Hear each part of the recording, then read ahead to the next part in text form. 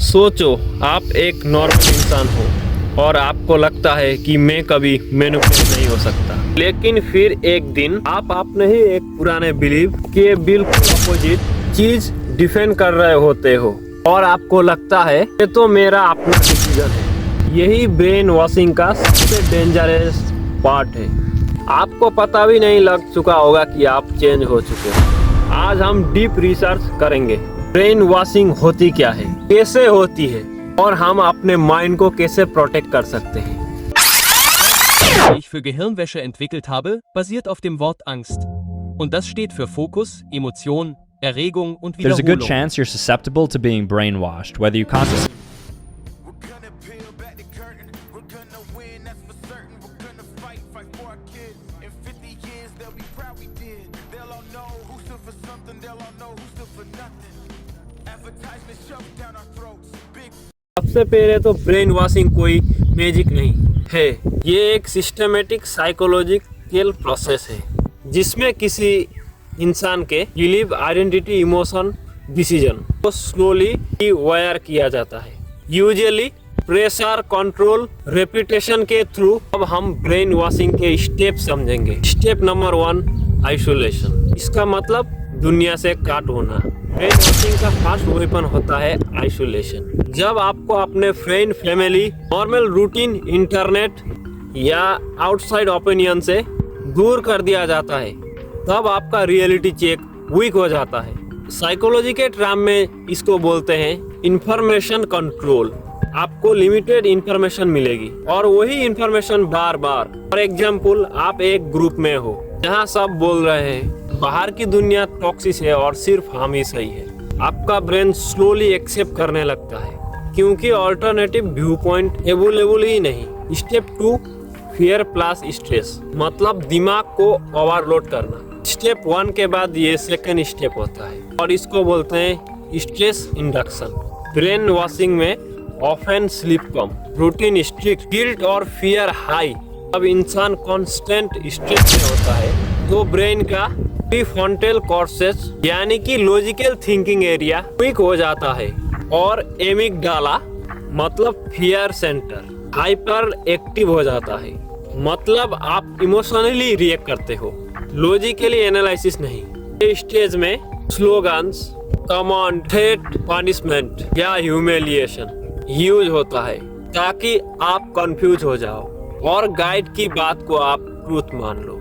Step 3, authority trap. अब आता है अथॉरिटीज का गेम। लोग अथॉरिटी फिगर के कहने पर एक्सट्रीम एक्शन तक कर देते हैं।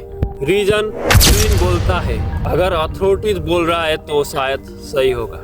ब्रेन वॉशिंग में लीडर अथॉरिटी को सुपर ह्यूमन बना दिया जाता है। वो स्पेशल है, वही ट्रूथ जानता है, उसके अगेंस्ट जाना पाप है। जितना आप अथॉरिटी को डिवाइन बनाओगे उतना आप अपने थिंकिंग आउटसोर्स कर दोगे। Step 4, group pressure. अब आप ग्रुप में हो और group pressure is incessantly powerful. लोग ऑब्वियस रॉन्ग आंसर इसीलिए बोल देते थे क्योंकि ग्रुप फिर वही बोल रहा था। हम सोशल स्पीसीज है। रिएक्शन का फियर फिजिकल पेन जैसे एक्टिव होता है, इसीलिए ब्रेन वॉशिंग में आस वर्सेस देम क्रिएट किया जाता है। हम प्योर है और वो इविल है। अगर तुमने डाउट किया तो तुम एनिमी हो, मतलब डाउट को ही बिट्रेल बना देते हैं। Step 5, love bombing. इसके मतलब पहले प्यार और फिर कंट्रोल। ये एक अंडररेटेड टेक्निक है। शुरुआत में आपको स्पेशल फील कराया जाएगा, एप्रिसिएशन, अटेंशन, तुम तो चूजन हो, इंस्टेंट पेन, फैमिली वाइब, इससे डोपामिन रिलीज होता है। ब्रेन बोलता है यहाँ सेफ्टी और हैप्पीनेस है।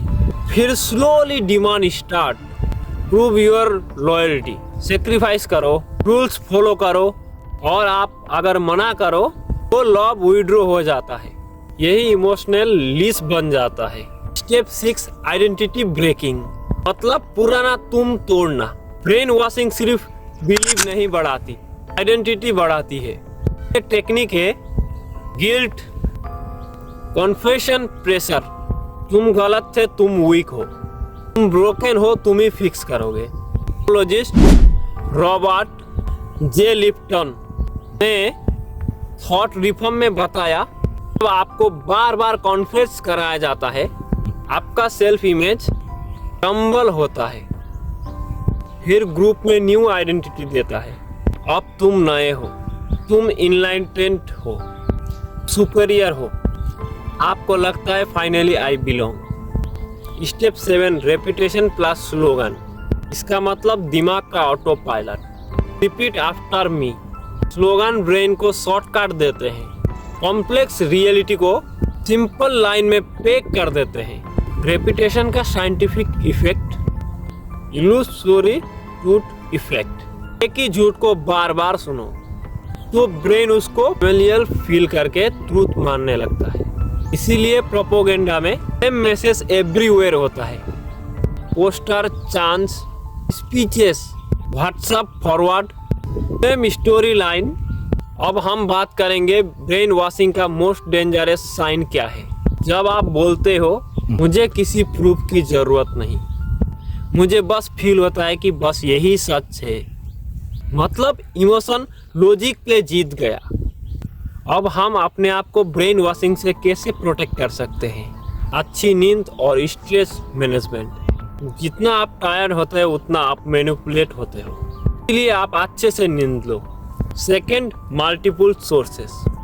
एक ही सोर्स से न्यूज़ और नॉलेज मत लो, अपोजिंग व्यूज भी देखो। Third, slow thinking.